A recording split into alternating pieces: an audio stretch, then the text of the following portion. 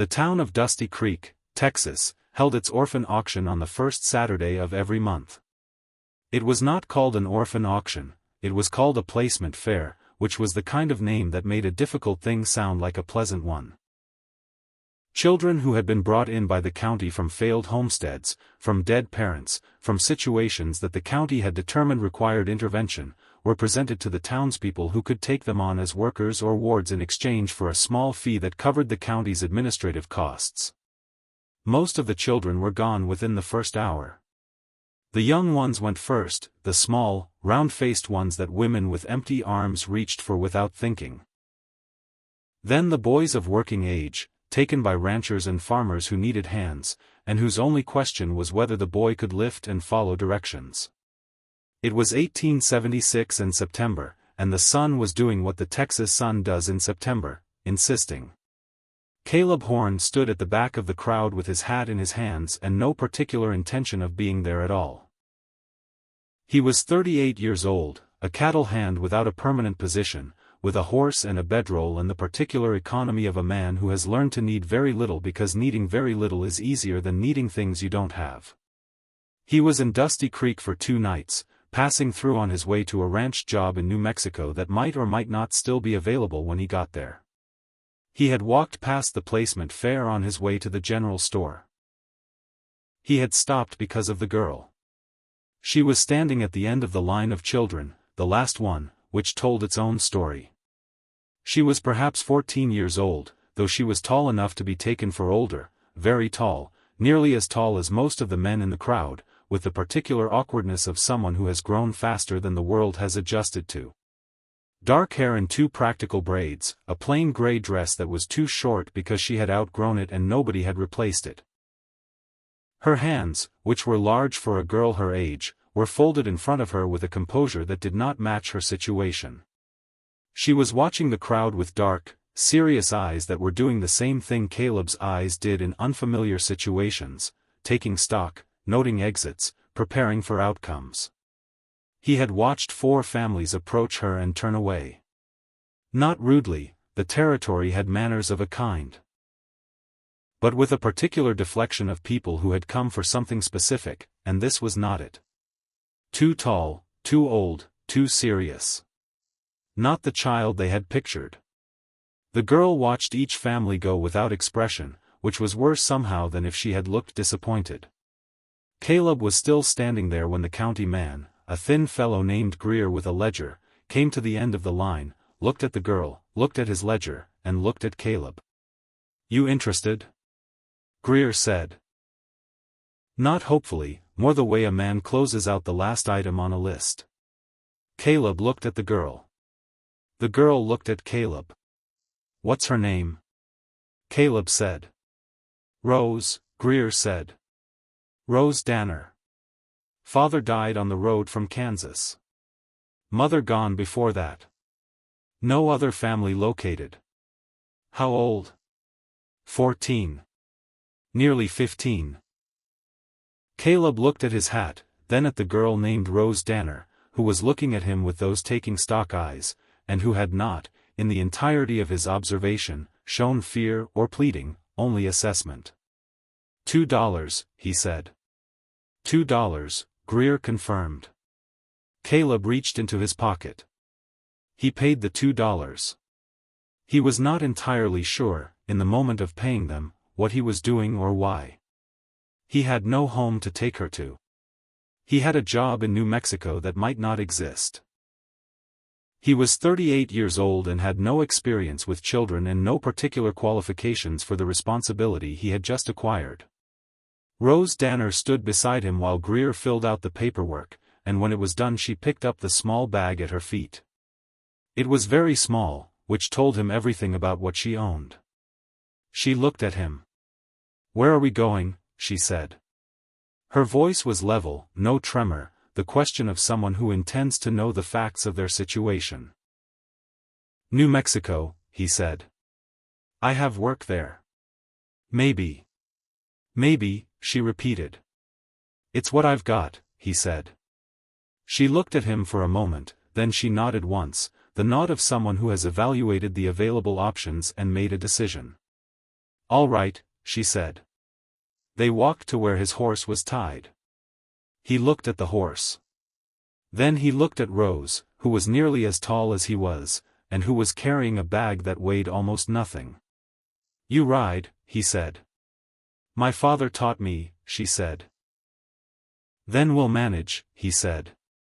They rode 2 days to the New Mexico border, Caleb on his horse and Rose on a mule he traded for at the livery in Dusty Creek, exchanging his spare saddle for the animal and a day's feed, which left him with less than he'd started with but which was the necessary arithmetic of the situation.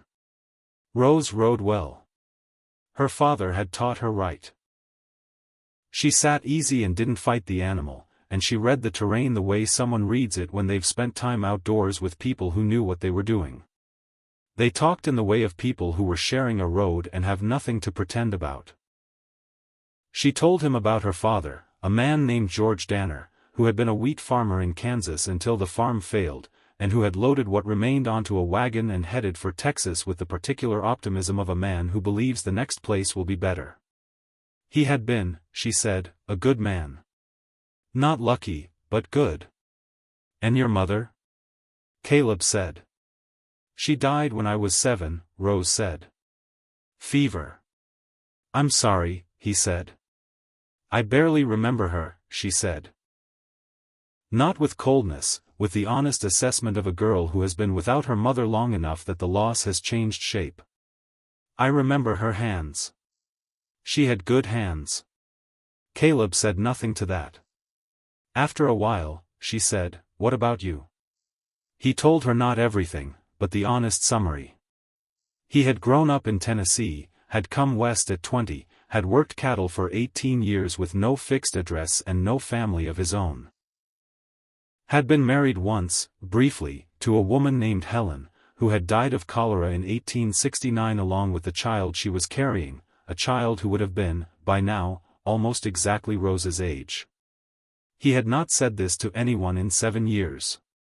He was not sure why he said it now, to a 14-year-old on a mule in the Texas desert. Rose listened without interrupting. When he was done, she was quiet for a moment.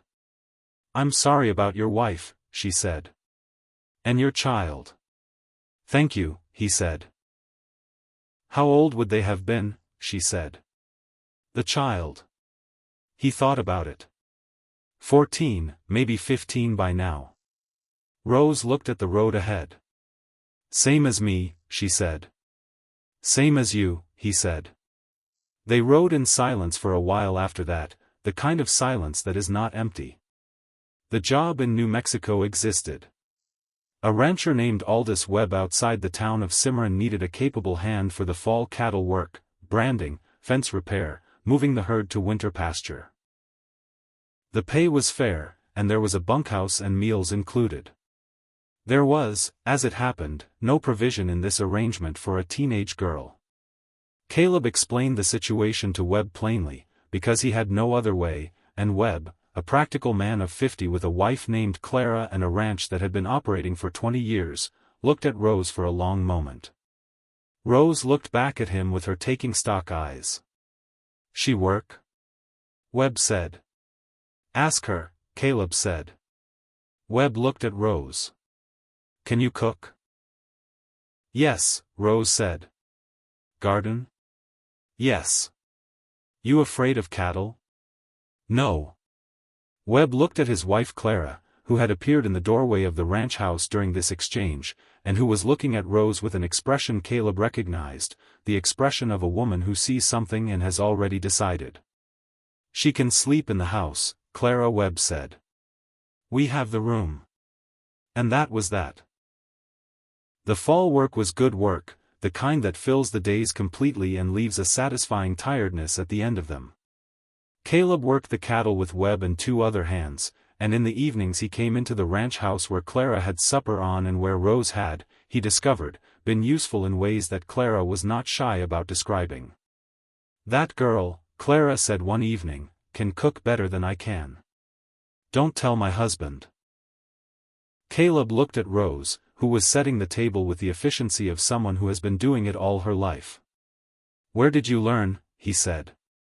My father couldn't cook, she said. someone had to. She said it without self-pity, which was one of her consistent qualities. She narrated her life factually, without editorializing, which was either a temperamental thing or something she had learned from circumstances, and which he found increasingly to be one of the most restful qualities a person could have. He had begun, without planning to, looking for her when he came in at the end of the day, not with anxiety, just the way you look for a thing you have learned to expect. The specific dark braids, the specific way she stood, straight and unself-conscious, like someone who had decided that being tall was simply a fact and not a problem. She had, in turn, begun saving him the seat at the table nearest the window, which was the best one, without being asked. These were small things, but small things accumulated are what most of life is made of. The trouble came from town.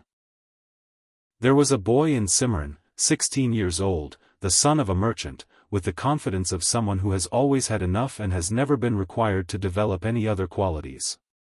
He had seen Rose in town on a supply run and made the kind of comments that boys like him make, specifically about her height, specifically intended to be heard. Rose had said nothing.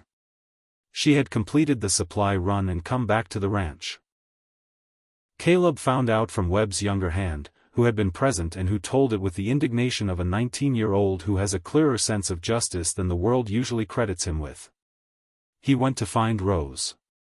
She was in the garden, the Webb's kitchen garden, which she had taken over with Clara's enthusiastic permission, kneeling in the dirt with the focus of someone doing work that requires attention. He sat on the fence. "I heard about town," he said. "It's nothing," she said. Not dismissively, just accurately. "It's not nothing," he said. "It's not new," she said. "People have said things about how I look since I was 10 years old." She kept working. "I'm still here." He looked at her. "Does it bother you?" he said. She sat back on her heels and looked at the garden for a moment. "It used to," she said honestly. "Now I mostly think those people don't know me. What they say is about what they see. What they see isn't what I am." Caleb looked at her for a long moment. "That's," he said, and then stopped. "What?" she said. "That's a hard thing to know at 15, he said. 14, she said. Still 14 for 3 more weeks. At 14, then, he said. She almost smiled, actually smiled, the quick real smile that appeared occasionally and changed her whole face into something younger and less defended. "Did you go to town and say something to him?" she said. "I'm considering it," he said. "Don't," she said. "It'll make it a story. Right now it's nothing. Leave it nothing." He looked at her. "All right," he said. He left it nothing. But he went to town the next day for supplies and had a quiet word with the merchant, the boy's father, not a threat, not confrontational, but one the merchant understood completely, and which resulted in the boy having a different kind of day than he was used to. Rose never knew about this, or if she did, she never said. The fall work ended in November. Webb paid him well and offered him winter work, less, but enough. Caleb said he would think about it, which was honest, because he was thinking about something he had not expected to be thinking about, and that required thought. He had $2 left of the small amount he had when he arrived in Dusty Creek. The rest had gone to the mule, to supplies, to the small things that 2 people on a road require. He was not poor, Webb had paid him, but he was also not a man with a plan. And winter was coming, and Rose Danner was 14, and he had no home to offer her, and no certainty about what came next. He sat by the fire on a November evening after supper, the ranch house quiet, Clara and Webb retired, Rose across the table mending a dress that had developed a problem at the hem, with the focused attention she gave everything. He watched her work. He thought about Helen. He thought about the child who would have been Rose's age. He thought about 7 years of moving through the world with the particular lightness of a person who has nothing to lose because they have decided not to have anything. He thought about $2 and a girl at the end of a line. "Rose," he said. She looked up. "I need to tell you something," he said. "All right," she said. She set down the mending. When something required attention, she gave it full attention. "I don't have a home to offer you," he said. "I have a horse and wages and a good name with the ranchers in this territory. That's what I have." She was quiet, listening. "I've been thinking," he said, "that Webb might give me a permanent position, year-round. It would mean staying here in Cimarron. It would mean, if you were willing, that this could be something more fixed than it's been." "Fixed how?" she said. He looked at the fire. "I'm not your father," he said. "I know that. And I'm not proposing anything improper. You're 14 years old and I'm 38, and that's not what this is." He looked at her. "But I walked past that fair and I stopped and I paid $2, and I've been thinking about it ever since. And what I think is, I'd like to be responsible for you properly, legally, if that's possible, if you'd want that." Rose looked at him. She had the expression she had when she was processing information, still, focused, thorough. "You want to adopt me?" she said. "If you'd want that," he said. "Why?" She said, not challengingly. She wanted the honest answer. He thought about it. "Because you're the most capable person I've spent time with in 18 years of meeting people," he said. "And because I stopped at that fair for a reason I didn't understand at the time, and I think I understand now." He paused.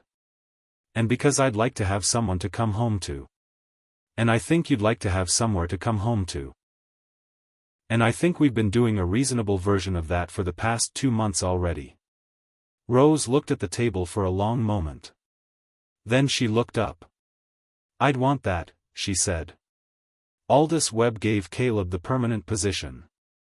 The county in Cimarron processed the guardianship paperwork with the efficient practicality of a frontier territory that had no time for excessive complexity. Clara Webb, who had been following the situation with the satisfaction of someone watching something go right, made a cake. Rose grew another 1.5 inches in the following year, which brought her to a height that made her taller than every man on the Webb ranch except the largest of the hands, who was 6 feet 4 inches and treated her with the cheerful respect of someone who recognizes a peer. She was not, it turned out, too tall for the world she lived in. She was exactly right for the world she made. She learned ranch work alongside Caleb and developed a reputation in Cimarron for the kind of steady competence that gets noticed and talked about in ranch country, where competence is the primary currency. She read every book Clara Webb owned and sent away for more. She grew the kitchen garden until it was the best in the county, and began at 16 teaching the neighboring women what she knew about desert soil, which they accepted with the gratitude of people who have been wanting this information and are glad someone finally has it. At 17, she told Caleb that she intended to have her own land someday. "I know," he said. "You're not surprised," she said. "I stopped being surprised by you about a week after I met you," he said. She almost smiled. Actually smiled. Caleb Horn worked the Webb Ranch for 11 years. He was not a man given to speeches or declarations. He had said what needed saying that November evening by the fire and had not found it necessary to add to it. But he showed up every day and did the work, and came in at the end of the day to the ranch where a tall young woman had saved him the seat by the window. And eventually the window seat, and the saving of it, became something he had not had in 7 years and had stopped believing he would find again, something to come home to. On the evening of Rose's 21st birthday, a spring evening, the New Mexico desert in bloom, she came to find him at the corral where he was finishing the evening feed. "I want to ask you something," she said. "Ask," he said. "Are you glad," she said, "that you stopped?" He looked at her. Tall, capable, 21 years old, with the same dark, serious eyes that had been taking stock of him since the first moment in Dusty Creek. "Every day," he said. "Every single day." She nodded, the nod of someone receiving information that confirms what they already knew. Then she went inside to start supper. And Caleb Horn finished the feed and stood in the corral in the spring evening and looked at the sky and thought about $2. The last $2 in his pocket on a September Saturday in Texas, and what they had bought him. Not a worker, not a ward. A family. The one he had lost, the one he hadn't known he was looking for, found for $2 on a dusty street in a town called Dusty Creek, at the end of a line, in a gray dress that was too short because nobody had thought to replace it. The best $2 he had ever spent.